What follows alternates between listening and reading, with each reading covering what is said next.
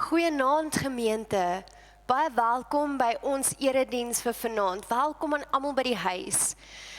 Ek weet nie of ek moet jammer sê dat ons weer terug is op hierdie vooropgeneemde boodskappe waar julle almal vir my kyk in die lekker gemak en hitte van julle eie huise met slippers en pyjamas en hot chocolate en elke ding. Ek weet nie of ek moet jammer wees nie, maar ek is dalk wel jammer dat ek julle nie face to face kan sien nie.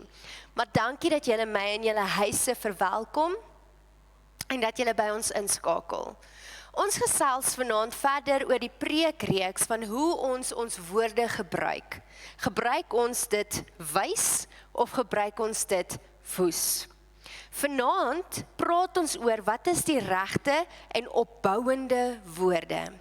En is dit regtig my gebed dat julle die Here se stem kristalhelder sal hoor, soos die lig wat oor die horison breek. Die Here het my geskep, hy het my begin, ek is die eerste wat hy gemaak het, lank gelede. Ek is lankal daar, van die begin af, voor die aarde daar was. Ek het gekom toe die groot waters nog nie daar was nie, toe daar nog nie fonteine vol water was nie. Voor die berge hulle plek gekry het, voor die rande het ek al gekom. Voor die Here die aarde met sy vlaktes gemaak het, voor hy selfs die eerste grond gemaak het. Ek was daar toe hy die hemelgewelf opgerig het, toe hy die horison oor die see afgemerk het, toe hy die wolke daarbo gesit het, die fonteine onder die diep water laat uitborrel het. Ek was daar toe hy vir die see sy grens vasgestel het, die waters aan sy wil onderwerp het, toe hy die fondamente van die aarde afgesteek het.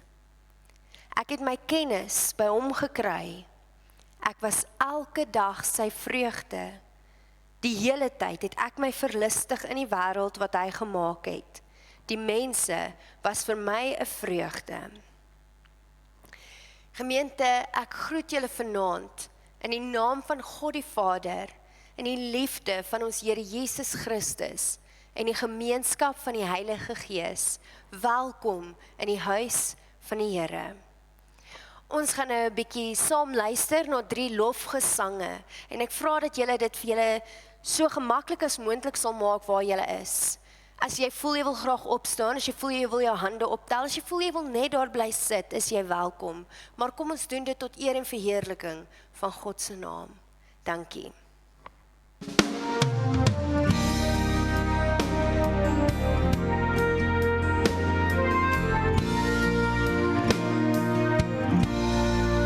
Ek weet verseker, Jesus is hier. Hy het my sonde uit liefde vergeef. Ek was verlore, maar is gevind. Nou het ek vrede, ek is God se kind. Hy is my leidsman, hy laat my leef. Hy is oorwinnaar, hy is die Heer. Uit sy genade, liefde en trou, weet ons hoe God sy kinders behou.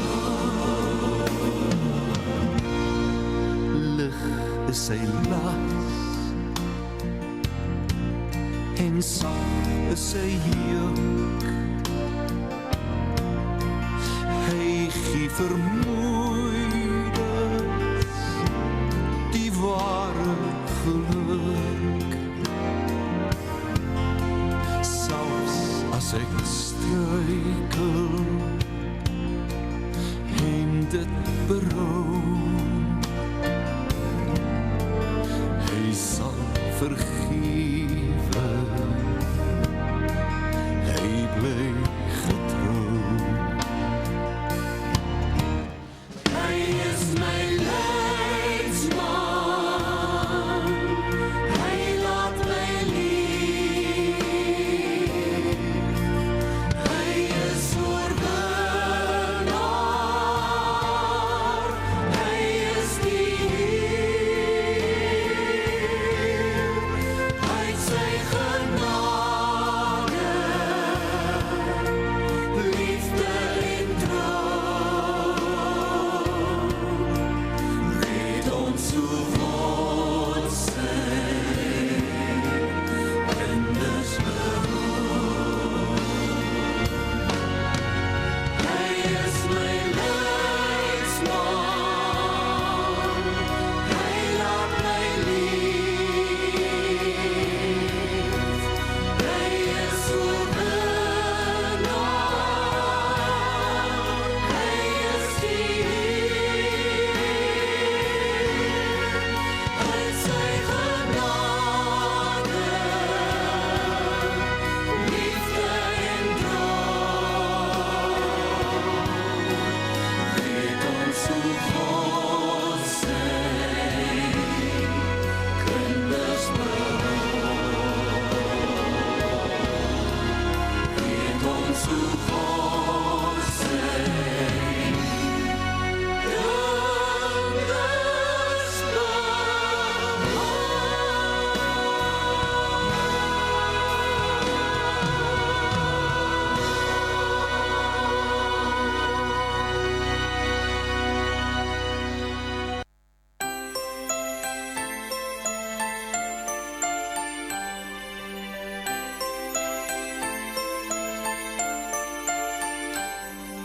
Soek allereers die koninkryk van God en sy geregtigheid.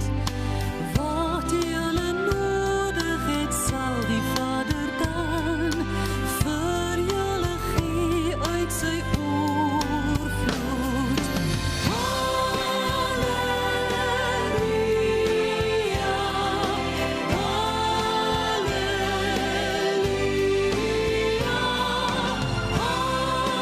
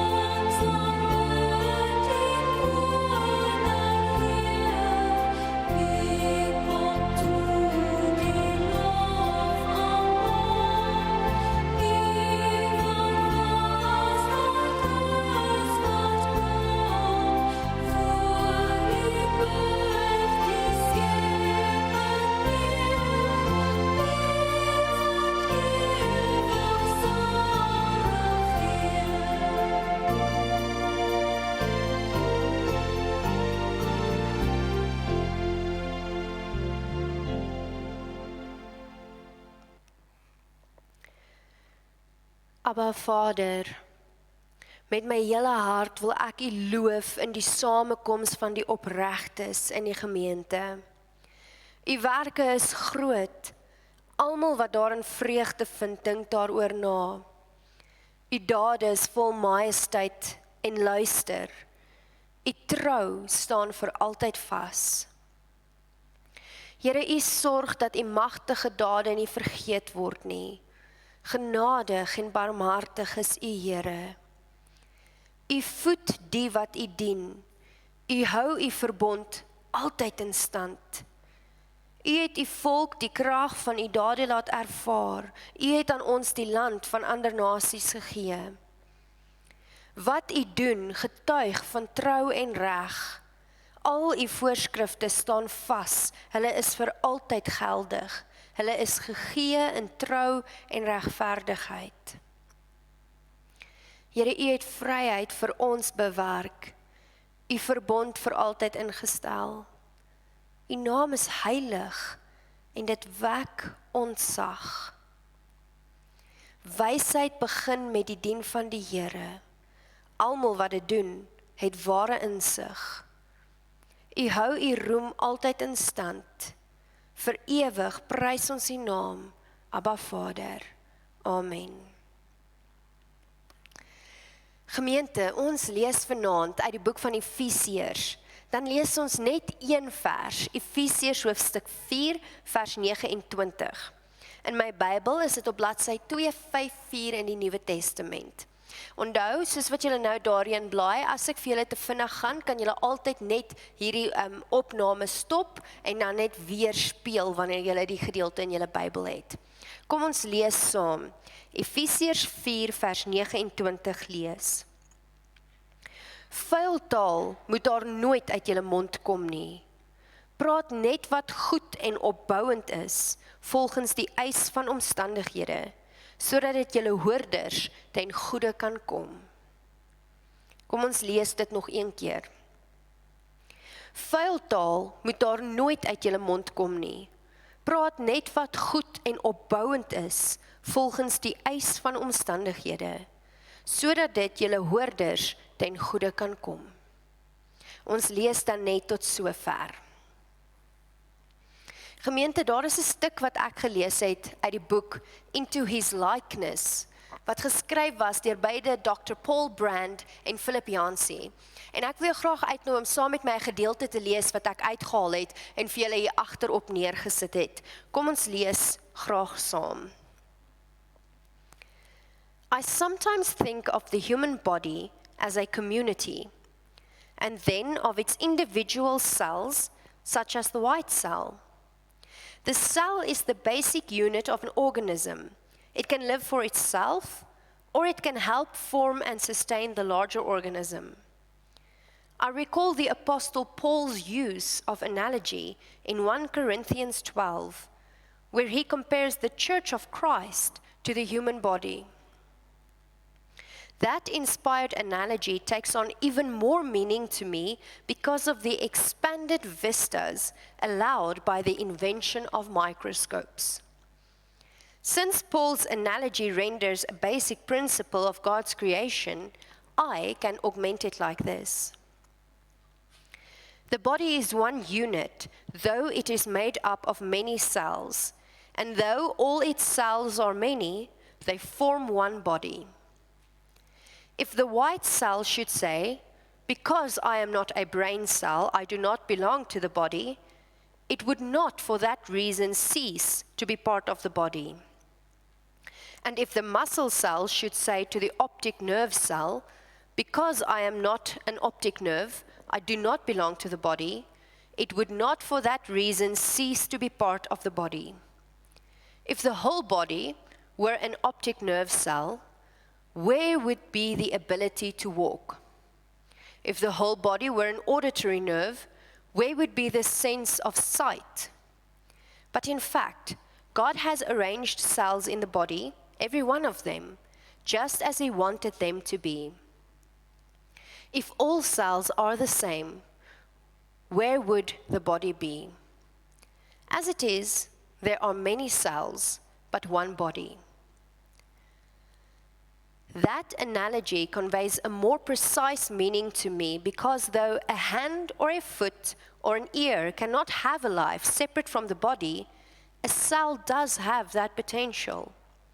It can be part of the body as a loyalist, or it can cling to its own life. Some cells choose to live in the body, sharing its benefits while maintaining complete independence. They become parasites or cancer cells. Gemeente, in ons teksvers van vandag ontmoet ons juist die voorkoms van hierdie ongesonde selle waarvan Dr. Paul Brand praat in die liggaam van Christus. Paulus skryf hier in die teks van Efesiërs oor die riglyne wat ons moet uitleef in ons nuwe lewe. En in vers 29 vermaan hy ons juis om nie enige vuil taal te spreek nie. Wanneer ons praat, moet ons woorde net opbouend en goed wees volgens die omstandighede, sodat dit die hoorders ten goeie kan kom. Nou die Griekse woord wat in hierdie teks gebruik word vir die woordjie vuil met vuil taal, is die woord sapros. Dit is 'n woord wat vrot of waardeloos beteken. Woorde wat ingekleer word deur sapros, stel woorde voor wat gekneus is. Woorde wat al uitloop van die etter. Woorde wat nie waarde toevoeg nie en net siek maak wanneer dit gebruik word. Woorde wat al lankal swart geword het tot binne in die kern. Die teks vertel die verhaal dat sulke woorde hierdie vrot, giet, swart, gekneusde woorde kan ons vind in 'n harde hart, harte van steen. Harte wat deur die jare so verhard het, dat die digtheid daarvan iets soos die spitskoppe se klip is. Die van julle wat al by die spitskoppe was, kan dit nou baie mooi voorstel, majestueuse klippe, wonderlik om te aanskou, maar 'n hart, klip, hart. Daar is geen lewe meer van woorde wat uit so 'n hart kom nie. Dit is vrot en dit is waardeloos en dit rig skade en pyn. Woorde wat uit so 'n hart kom, kyk nie wat is die reaksie wat dit in mense se lewens losmaak nie, wat is die impak op hulle lewens nie. Hulle gee eintlik nie om. Wat is die effek van sulke woorde nie? Dit gaan eintlik maar net oor selfsug en eie gewin. Nou in sy boek skryf Paul Brand dat sulke harte word gekarakteriseer deur kankerselle. Dit val die liggaam van Christus aan en dit maak die liggaam siek. Dit pootjie hierdie liggaam. Nou hoe gebeur so iets? Hoe ontwikkel harte van steen 'n harde hart? Gemeente, versteende harte ontwikkel oor 'n lang verloop van tyd. En die goed wat dit bydra tot 'n versteende hart is die volgende: onkunde, onreinheid, afsydigheid en gulsigheid. Daardie lewe wat voel ek is beter as 'n individualis, eerder op my eie. Ek het my eie leertjie van selfverwesenlik waarop ek klim en waarop ek fokus, net ek en my gesin. Dit is wat vir my saak maak. Daar is 'n klomp goeders in die wêreld wat ek moet doen en wat ek moet bymekaar maak sodat ons suksesvol kan wees. En hierdie persone begin minder omgee oor die mense om hulle en wat die koste is om daarbo uit te kom. Gulsigheid, afsydigheid. Gemeente, maar dan kry ons ook onsensitiwiteit en disrespek. Mense wat verleer het hoe om 'n basiese menslike respek aan ander te wys. Dat as ek met ander praat ek met hulle met respek, ek jak hulle nie net af nie. As ek mense sien op straat wat bedel vir geld, dan maak ek nie net my venster toe of ek gooi 'n ou vrug of 'n paar sent net om myself beter te laat voel nie. Wanneer ek vir mense enigiets aanbied, maak nie saak of dit my vyand, my vriend of my familie is nie, dan doen ek dit met die beste kwaliteit denkbaar. Want dit is wat 'n mens toekom. Onsensitiwiteit, disrespek, versteene hart. Gemeente en dan wat nog 'n hart versteen, en hierby sal ek stil staan, as ek myself moet bely, het ek redelike versteendheid in my eie hart oor die jare beleef as gevolg van die. En dit is bitterheid, woede en onvergewensgesindheid. Daar is geen makliker manier om 'n hart van klip te kultiveer as om vas te hou aan bitterheid en woede en onvergewensgesindheid nie. Wat dan besig is met ons te gebeur is asof ons harte deurweek met hierdie gif van bitterheid en stadig maar seker sterf ons. Stadig maar seker is daar niks wat meer lewe in ons klop nie en ons gee ook nie om daaroor nie, want solank as wat ons aan hierdie woede en bitterheid kan vashou, voel ons, kry ons vergelding. En al hoe meer begin die woede en die seer en die bitterheid ons perspektief word, waardeur ons na die res van die wêreld kyk. Ons hou as ware daan vas vir lewe. Maar op die einde van die dag bly dit gif. En niks verteer en versmoor 'n hart so vinnig soos dit nie.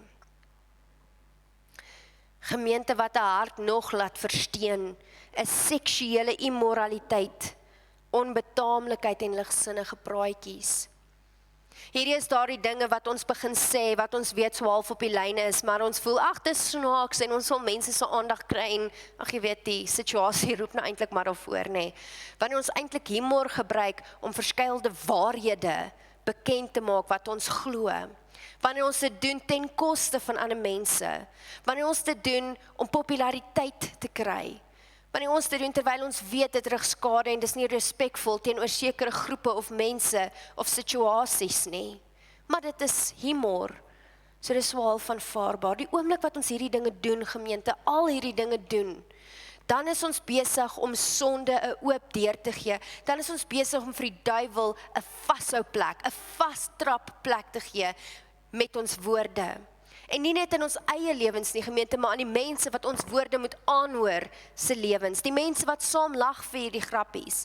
Die mense wat saam stem as hulle sê, dis alright om te drink, jy mag net nie dronk word nie, of dis alright om te vloek, jy mag net nie laster nie.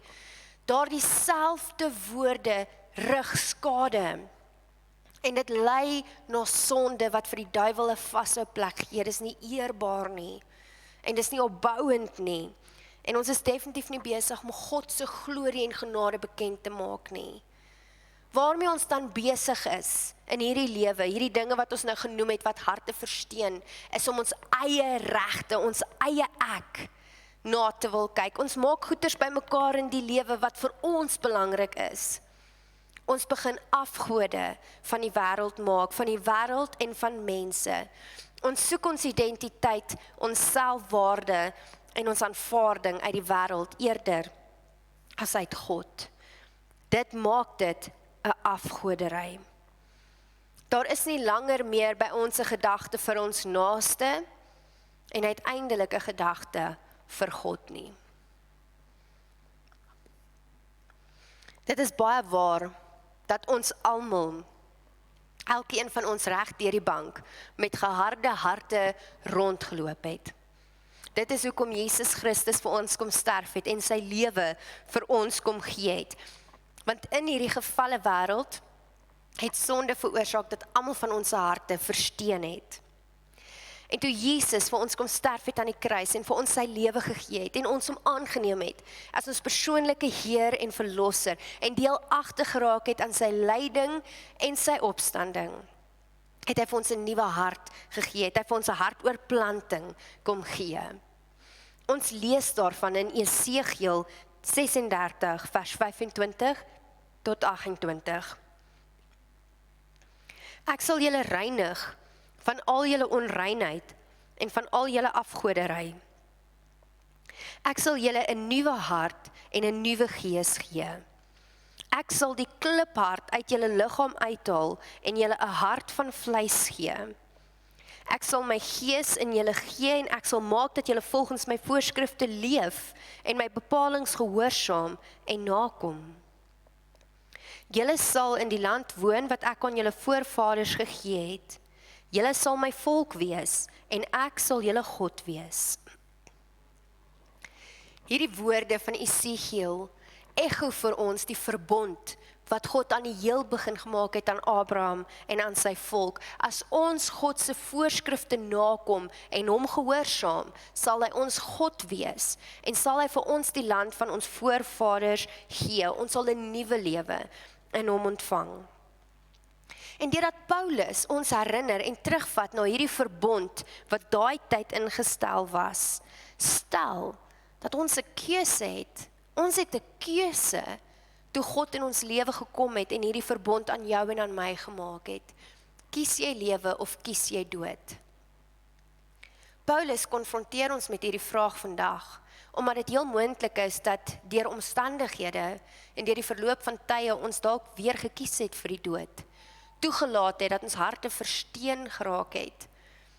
En vanaand kom staan ons weer voor hierdie vraag, maar kies jy om aan te gaan op die pad van die dood met 'n harde, versteende hart wat vrot is, skaderig en die liggaam van Christus aanval? Of kies jy die lewe, 'n hartoorplanting, 'n hart van vleis, deur die offer van Jesus Christus wat ons kom genees en verlos deur sy bloed? Kies ons lewe. En as ons hierdie keuse maak, is daar sekere riglyne wat ons dan moet volg.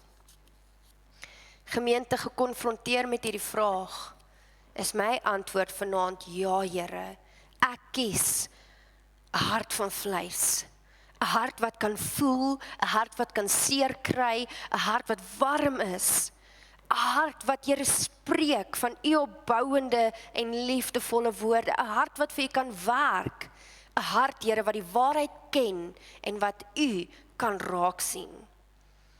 En as dit ook jou gevoel is vanaand, dat jy dit graag wil kies, kyk ons nou na die riglyne, hoe werk so 'n lewe, wat doen ons om hierdie keuse te maak en dit te volg? Heel eerste, stel die teks, wanneer ons 'n lewe kies by God, dan begin dit by wysheid. Wysheid gaan oor die dien van die Here. Wysheid was van die begin van die skepping af al daar, en deur dit het die gesproke woord van God die aarde geskep. So woorde se doel was juis om lewe te skep, om opbouend te wees, net soos wat vandag se teks van ons vra. Dat ons woorde opbouend moet wees, en dat dit ons hoorders ten goeie sal vind. Ons woorde moet lewe skep, dit moet wysheid mee deurweek wees. En dit vra daarna dat ons 'n gesonde gedeelte van die liggaam van Christus sal wees, deur aan hom gelyk te word. Die voorbeeld vir ons woorde, die wysheid in ons woorde, is die woorde van God, wat hy gespreek het regdeur in liefde en aanvaarding. Ons lees dit in Lukas 4 vers 22.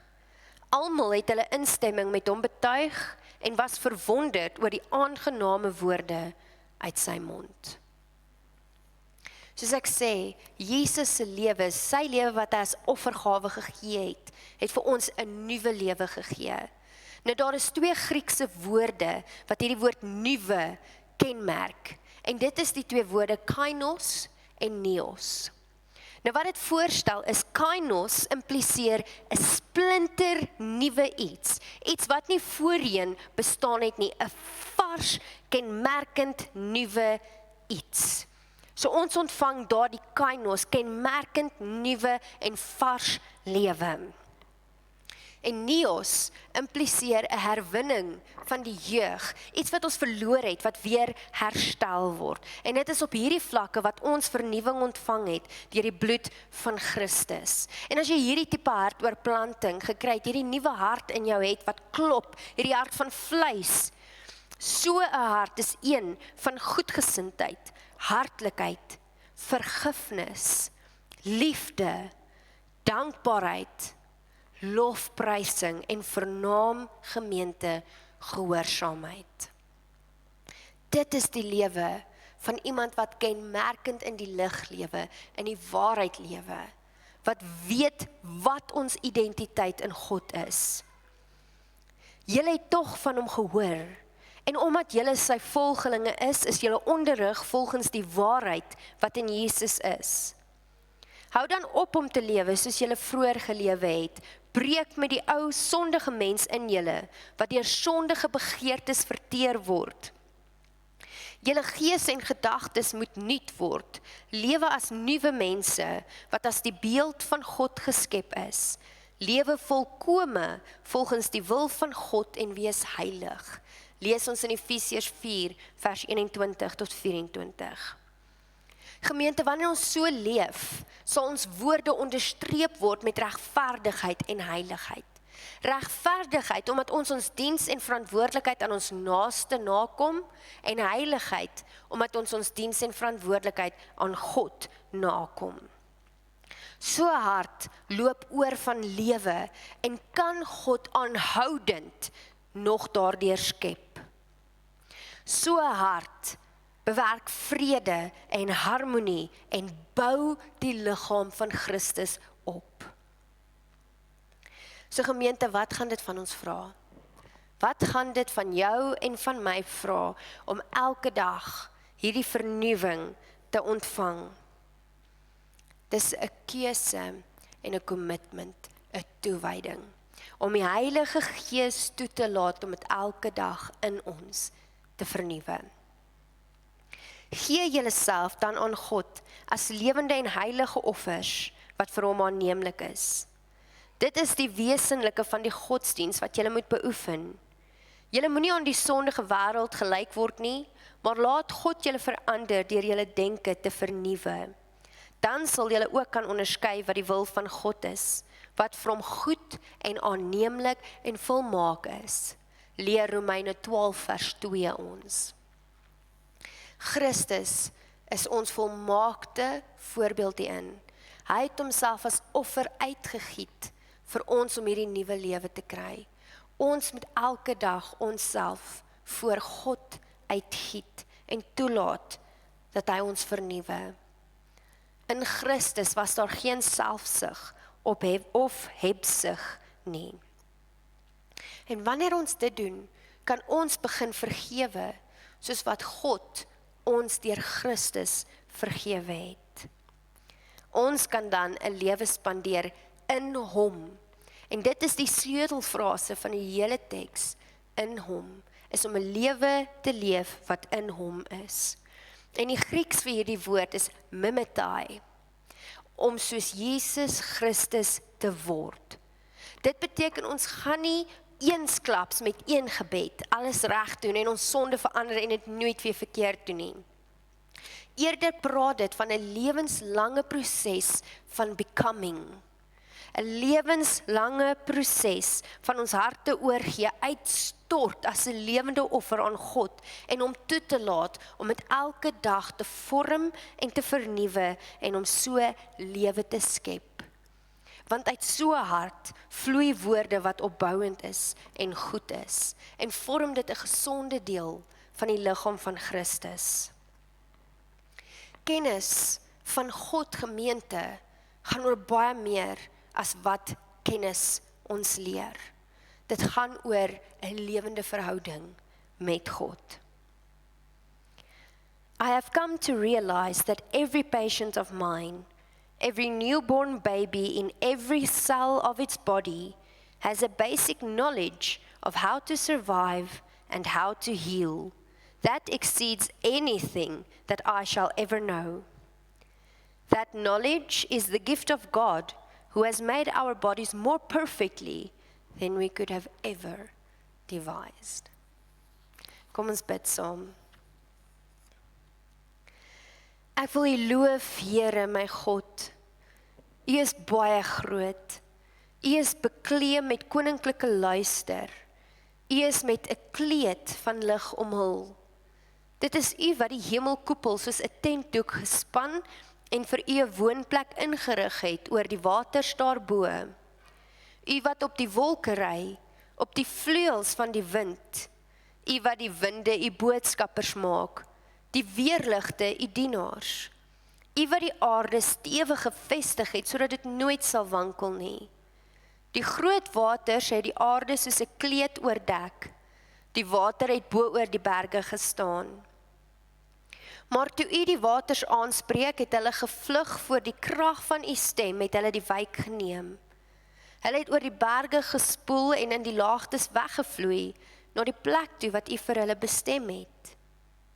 U het 'n grens gestel, waaroor hulle nie mag gaan nie. Hulle mag die aarde nie weer oordek nie. U laat fonteine in die valleie ontspring en tussen die berge deurstroom. Daar kom al die wilde diere drink en die wilde donkies hulle dors les. Die voëls maak neste langs die water en kwyter tussen die takke. Uit die hemel laat U dit op die berge reën. Die aarde word versadig deur die reën wat U gee. U laat gras uitspruit vir die diere en groenplante vir die mens, sodat hy sy kos uit die aarde kan kry. Wyn om mense se harte bly te maak.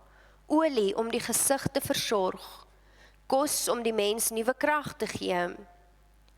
Die bome van die Here kry volop reën. Die seders op die Libanon, die wat U geplant het, waar die voëls hulle neste maak en die reier se huis in die boomtoppe bou. Die hoë berge is 'n tuiste vir die klipbokke. Die rotse is 'n skuilplek vir die dassies. U het die maan gemaak om die vaste tye mee aan te gee. Die son weet wanneer om onder te gaan. As U die donker bring en dit nag word, roer al die diere in die bos. Die leeu's brul op soek na prooi, hulle vra hulle kos van God. As die son opkom, sluip hulle weg en gaan lê in hulle skuilplekke. Dan gaan die mens na sy werk toe en hy werk tot die aand. U het baie dinge geskep, Here. Die aarde is so vol van wat U gemaak het. En tog, U het alles in wysheid geskep. Daar is die see, groot en wyd, wat wemel van diere, klein en groot. Daar vaar die skepe, en daar is die lewiatan. U het hom gemaak om mee te speel. Hulle is almal van U afhanklik. U gee hulle kos op hulle tyd. U gee en hulle eet. U maak die hand oop en hulle kry meer as genoeg. Maar as U terugtrek, is dit klaar met hulle. As U hulle asem wegneem, is hulle dood en word hulle weer stof. U gee die lewensasem en daar is lewe. Ook uit die grond laat U nuwe lewe spruit. Mag daar aan U roem, Here, geen einde wees nie. Mag U werk vir U vreugde verskaf, U wat na die aarde kyk en dit bewe, wat die berge aanraak en hulle brand. Ons wil tot eer van U sing, solank ons lewe. Ons wil die lof van U besing, solank ons daar is.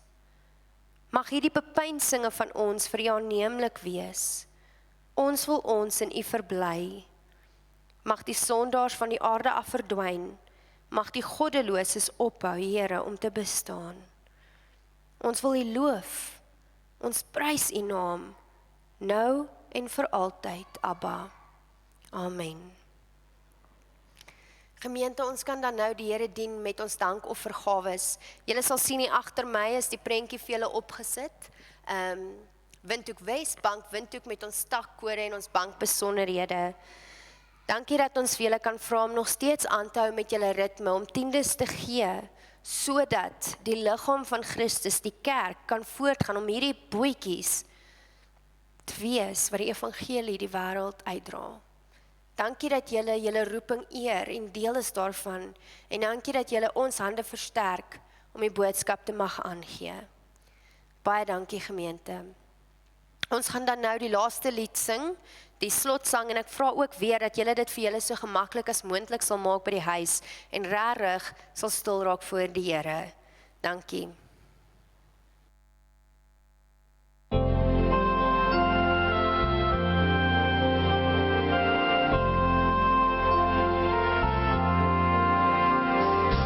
God is liefde, juig